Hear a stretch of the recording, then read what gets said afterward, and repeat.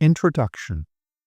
If you are familiar with logosynthesis, you know its application always follows a similar pattern. First, you build a solid working alliance with the person in front of you. You must achieve a level of trust necessary for a person to be willing to leave their comfort zone on a trip into unknown territory. Your clients must know they're in good hands and be confident that the tools and techniques you use will help them on their life path. They're not questioning your methods. They trust you in the same way they trust their family dentist or their car mechanic. Once your client feels welcomed, you start to explore the reasons why they have come to you and create a space that allows them to open up and tell their story. This is a precious moment for many people. They meet you in moments of suffering and tend to feel a profound relief when someone is really listening. As they tell their story, you start to listen for cues that can guide your work into the next stage. How does the client describe the world they live in? How big are the power and influences they experience? Are they able to think clearly, or are they caught in memories, fantasies, and beliefs? Which emotions show up, and how do these guide your client's behavior? Once the client has begun to feel comfortable with the setting and with you as a guide, you can start to explore what is behind the world as the client perceives it. What is triggering the emotions and physical sensations the client is feeling? What is in the present? What is hidden in their history? What are their fantasies about the future? You carefully guide a transition from the presenting problem to a world that has never been explored before. Next, you find the level of distress the client is experiencing regarding the presented issue, and you move from listening to the story as a whole to exploring essential aspects. Which people, times, and places were significant in the creation of this distress? Many complaints that appear firmly related to the present are in fact deeply rooted in painful events of the past. Once you've figured out what is triggering the client to feel as he does, you start designing the logosynthesis sentences around the trigger of the unpleasant experiences. You only offer those sentences if the client has reached a receptive stage where they're open to you and to all the methods you will use to resolve their issues. This openness is located somewhere between dependency and resistance. If a client is overly dependent on you, they will probably be reluctant to take responsibility for themselves.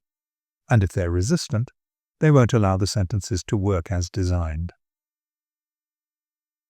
Each sentence contains a label X, which stands for the frozen perception of a memory, a fantasy, or a belief. As a rule, this means you are able to see, hear, sense, smell, or taste X. X never contains an emotion or a reaction to a perception. For many professionals, this is somewhat unusual because traditional schools of guided change tend to focus more on emotional reactions than on the perception of the events that trigger those emotions. Before you continue, make sure you have a glass of water ready. Clients often feel tired, dizzy, or nauseous during the session. These are usually signs of intense processing and disappear once the client drinks water. When the client is ready to start without any preconceived notions of the outcome, you offer them the first sentence and ask them to repeat it. You provide it in small chunks. This is not a memory exercise. You let the client repeat that part and take the time to let each sentence sink in. With experience, you'll recognize the signs that the sentence has finished processing, after which you offer the next one.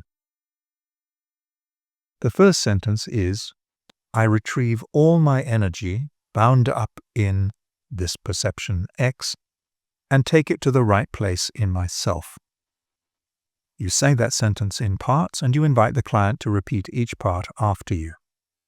In the beginning, this may be unfamiliar, but in fact it's not much different from a family physician asking a patient to open their mouth and say, "ah." After the client has said the sentence, you allow time for a working pause in which they process the information that has been given to their system through the sentence.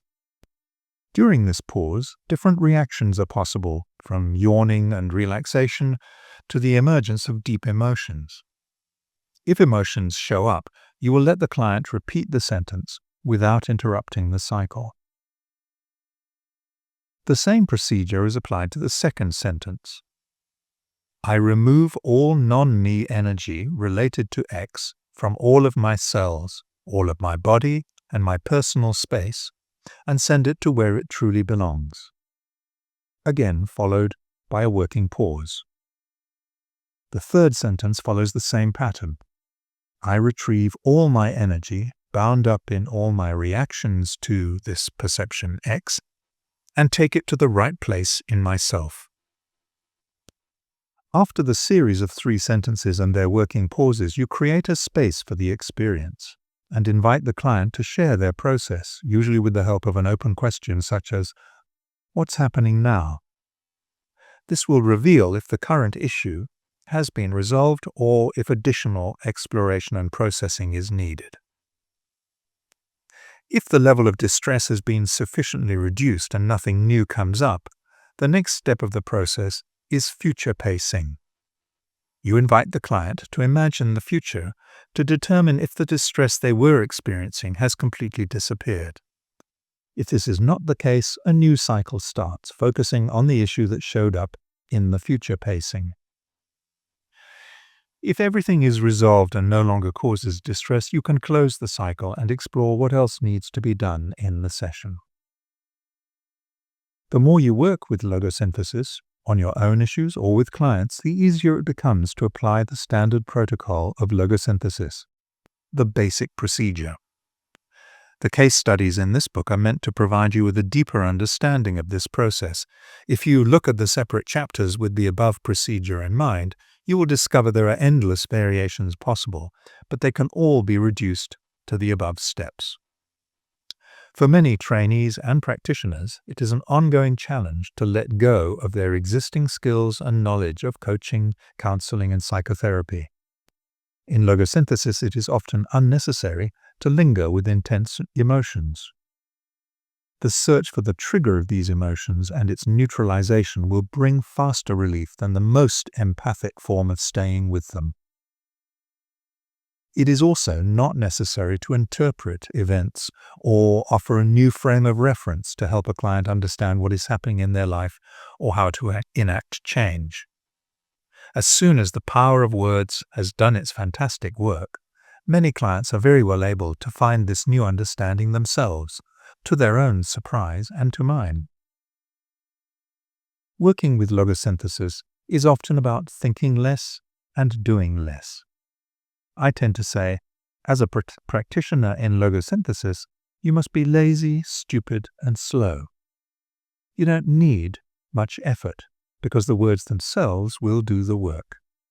You don't need to think or interpret on behalf of the client, because the client will regain their own thinking ability in the course of the process. You don't need any speed in your interventions. On the contrary, you can sit on your hands until the processing pause has ended, at which point the client will reconnect with you.